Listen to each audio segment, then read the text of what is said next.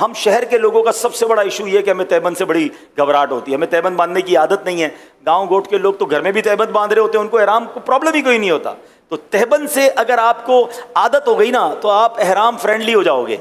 सबसे बड़ा इशू हम लोगों का, शहर वालों का, वो ये है कि हम तहबंद कैसे बांधे। तहबंद कंट्रोल करने में उनका जो ना टेंशन रहती है। तो एक बार सही तरीके से आप ये एहराम का जो नीचे वाला हिस्सा बांधने का है, तहबंद बांधने का तरीका सीख लो, आपका हज आसान हो जाएगा। हज किरान करना है ना तब भी हो जाएगा, लेकिन जब एहराम सही बांधना हो, अब एहराम ही संभालते रहोगे तो दिल होगा यार कब उतरेगा एहराम।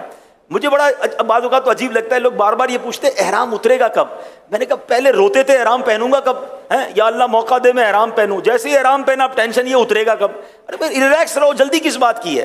तो एहराम सही बांधना सीख जाएंगे तो आपको इसकी टेंशन खत्म हो जाएगी। तो पहले मैं तहबंद बांधने का आपको तरीका बता रहा हूं। तो अब आपने पहले तो चेक ये करना है कि ये एहराम मेरे साइज का भी है कि नहीं। तो इसका तरीका ये कि आपने अपनी नाफ के ऊपर ये वाला बिल्कुल कोई बल ना हो रख के चेक कर लें कि ये आपके पैरों के नीचे तक जा रहा है या पैर तक टच हो रहा है, इसका मतलब इसका साइज ठीक है। ऐसा ना हो कि आप नाफ पे रखें और अभी से शुरू से ही आपके टखनों के ऊपर है तो ये आपके लिए साइज थोड़ा है।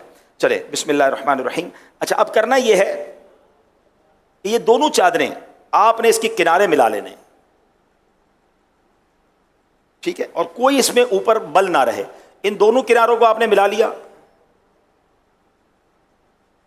अच्छा, अब इस तरफ से थोड़ा सा इसको टाइट कर ले, जितना टाइट करना है आप टाइट कर ले, ठीक है। अब इन दोनों को वापस अपने हाथों से यहां पर ले आए। अब इसके बाद दोबारा जो है इसको यहां ले आए, यानी इसको फ्लैप कर रहे हैं आप, ठीक है ना। और अब आपकी मर्जी है एक बार दो बार, क्योंकि एहराम भी बेहतर है कि टखनों से ऊपर हो, तो फिर थोड़ा अगर बड़ा है तो 4 बार कर लें। अब मिसाल के तौर पे ये मैंने इसको 4 बार फोल्ड दिया ना, अब ये इतना अच्छा बंधा है कि मुझे बेल्ट की हाजत नहीं है, ठीक है। अच्छा, एक और गलती जो हाजी कर जाते हैं या गलती उम्रा करने वाले कर जाते हैं, अभी चूंकि मैं तरबियत कर रहा हूं तो मैंने कपड़े पहने हुए हैं, ठीक है ना, लेकिन जब आप एहराम पहनेंगे तो जिस्म पर और कोई कपड़ा नहीं होगा, कोई अंडर गारमेंट, कोई अंडरवेयर वगैरह कुछ भी आप नहीं पहनेंगे, ठीक है। मर्द जब एहराम पहनेगा तो उसके जिस्म पर बेसिली चादरें ही होंगी, सर पर टोपी इमामा भी नहीं होगा, ये ख्याल रखना है, ठीक है। तो अब आपने जब ये एहराम पहना ना तो अब जाहिर है इसके नीचे तो कुछ भी नहीं पहना है, तो अब ये जो फ्लैपिंग की हमने, इसको घुमा के जिस तरह बनाया है ना, इसका फायदा ये कि अगर हवा भी आई ना तेज तो ये अगर उड़ी भी चादर तो आपकी सितर, आपका जो जिस्म है वो छुपा रहेगा, बेपर्दगी नहीं होगी। तो हमने एहराम जब इस तरह बांधते तो उससे एक तो चलने में बड़ी आसानी रहती है, दूसरा पर्दा भी रहता है, तीसरा ये कंट्रोल भी रहता है। अच्छा, ये मैंने सिखाया ना तो आप, मुझे शायद 50 सेकंड लग गए होंगे, 1 मिनट लग गया होगा, लेकिन अगर मैं खुद बांधूं या आपकी प्रैक्टिस हो जाएगी तो 30 सेकंड में भी हो जाएगा, पता भी नहीं चलेगा, आपकी आदत ऐसी बन जाएगी कि आप बिल्कुल आसानी से बांध लेंगे। अब बेल्ट ना भी पहने तो एहराम चलेगा। अच्छा, कुछ हाजी गलती क्या करते हैं, क्योंकि घर में तौलिया बांधने की आदत है नहाने के बाद कुछ लोगों की, तो वो एहराम तौलिए की तरह बांध लेते हैं, अब यूं बांध रहे होते हैं। जब अब यूं एहराम बांध लोगे तो आप तो अपने आप को कैद कर बैठे, अब तो आप ज्यादा चल भी नहीं सकोगे और फिर संभालते रहो उसको। तो ये इस तरह ना बांधें। बांधना तो ठीक है, हो जाएगा बांधना, लेकिन आप टेंशन में रहोगे। तो एहराम फ्रेंडली बनने का एक तरीका मैं आपको बताता हूं कि अगर हज में कुछ दिन है ना तो अकेले कमरे में रात को जब मौका मिले, आपका बेडरूम हो, तो आप तहबंद बांधकर सोना शुरू कर दें।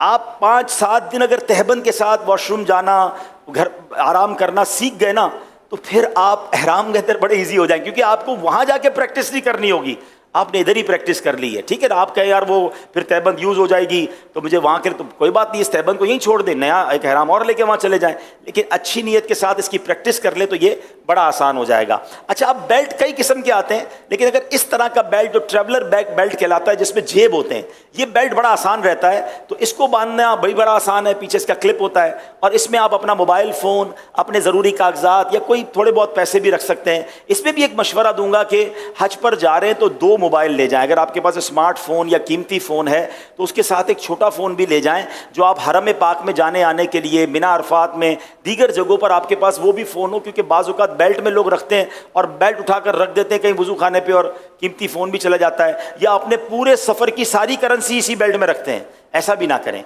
अपनी ज़्यादा पैसे वगैरह हैं वो होटल में ही रखें, बैग के अंदर रखें। इसमें तो ज़रूरत की 25-50-100 रियाल रख लिए, कुछ खाने पीने की ज़रूरत पड़ी, हाँ अपने होटल का कार्ड ज़रूर डालें, अपने मौल्लिम का कार्ड ज़रूर डालें, ताकि खुदा ना खास्ता आपके साथ कोई हादसा हो जाए तो पता चले कि आप कहाँ थे, किसके मौल्लिम के हाजी हैं, तो रब्ता करना आसान हो जाए। आपके साथ बच्चे और फैमिलीज़ हों तो उनके जेब में भी आपने होटल का कार्ड भी और मौल्लिम का कार्ड ज़रूर रखना है, ताकि वो बिछड़ जाएँ तो उनको कोई उस एड्रेस पर पहुँचा सके। अब ये ऊपर की चादर जो है तौलिए की है, और इसको भी आपने उसी तरह चेक कर लेना है कि ये मेरे साइज़ की है कि नहीं। तो साइज़ थोड़ा सा इसका बड़ा होना चाहिए, ताकि उसका फ़ायदा ये होता है कि ये आपके नमाज वगैरह में, रुकू वगैरह में आपके लिए आसानी रहे। तो इसको चेक करने का तरीका ये कि ये एक बार चक्कर पूरा घूम कर कम अज़ कम यहाँ तक आ जाए।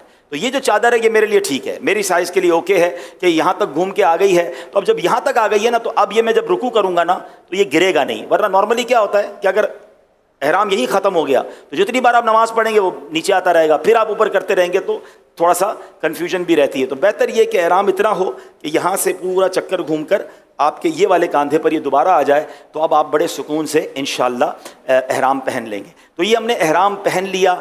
अच्छा, अब इसमें कुछ बेहतियाती बाज़ औक़ात हाजियों से हो जाती है, चूँकि प्रैक्टिस नहीं होती। अब मिसाल के तौर पर आपने एहराम पहना है और नमाज़ पढ़ रहे हैं, तो आप कहेंगे अल्लाह अकबर। अब अभी तो मैंने कुर्ता पहना है, अगर कुर्ता ना पहना होता तो पेट मेरा नज़र आता, सीना नज़र आता। तो जब नमाज़ पढ़ते हैं तो ये पूरा जिस्म नज़र आ रहा होता है, ये बेहतर नहीं है।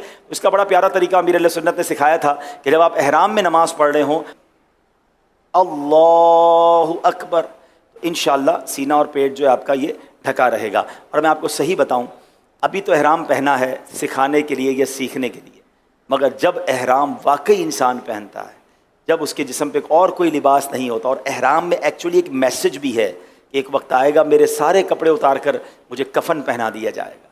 तो ये एहराम की चादरें हमें उस सफ़र की भी याद दिलाती हैं। और जब बंदा एहराम पहन लेता है ना, और फिर उसके बाद जब वो लब्बैक पढ़ता है और जो उसकी कैफियत बनती है, ये अल्फाज में बयान भी नहीं किया जा सकता। हम अल्लाह करीम से दुआ करते हैं कि हमें हकीकी मानों में एहराम पहनना, लब्बैक पढ़ना और अपने दर की हाज़िरी नसीब फरमाए।